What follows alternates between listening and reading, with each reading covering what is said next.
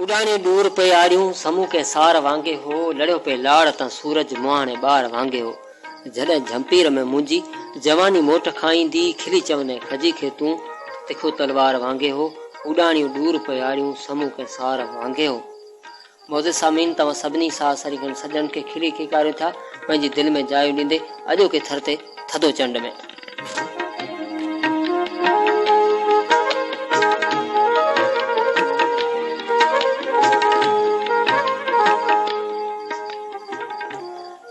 जिया सामीन माज़ी जे झरोकन में मिञाइजी वियल मोहबतूं जॾहिं हिन दौर जदीद दौर जे माण्हुनि जे दिलनि ते हथोरानियूं ॾियनि थियूं त अलाए छो हर माण्हू मोबाइल फोन ते मसरूफ़ आहे।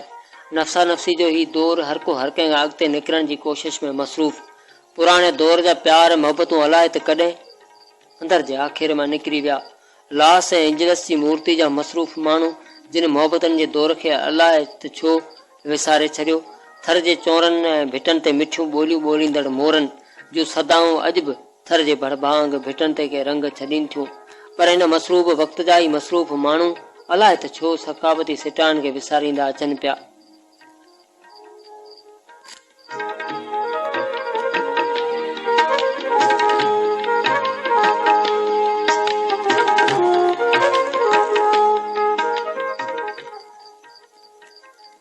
सकावती सिटान खे अलाए त छो उहे माण्हू विसारींदा अचनि पिया। उहो बि वक़्तु हो दोस्तो जॾहिं झंड फिरण जा मधुर आवाज़, असुर जा सुंदर पल, जू माटी जूं हसीन सदाऊं असुर जे पलनि में, जॾहिं मिटी वारनि चौरनि मंझां बरकतूं खणी निर्वार थींदियूं हुयूं त यकीन ॼाणियो मुंहिंजा दोस्तो मोहबतूं हिकु हंधी कठे थी वेंदियूं हुयूं।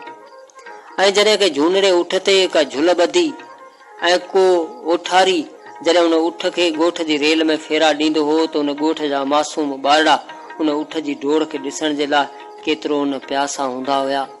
ऐं पाण उन्हनि मोहबतनि खे किथे विसारियो।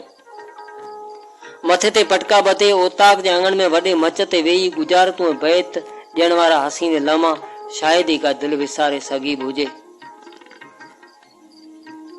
थर जे भिटनि ते निकिरंदड़ वाटूं ऐं उन्हनि वाटुनि जे सीधनि ते हलंदड़ के पाणियारियूं जिन जा पंध अॼु बि थर जे रेट ते के पेरा कनि था।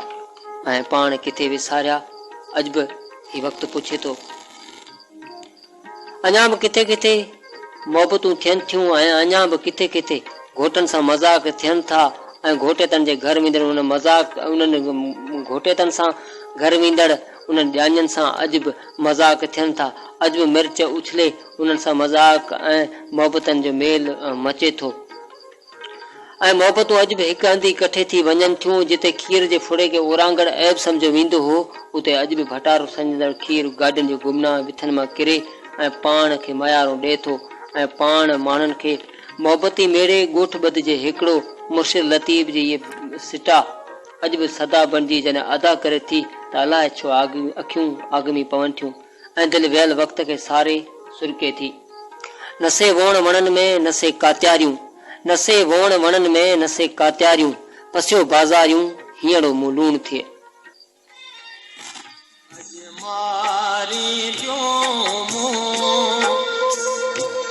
अजमारी जो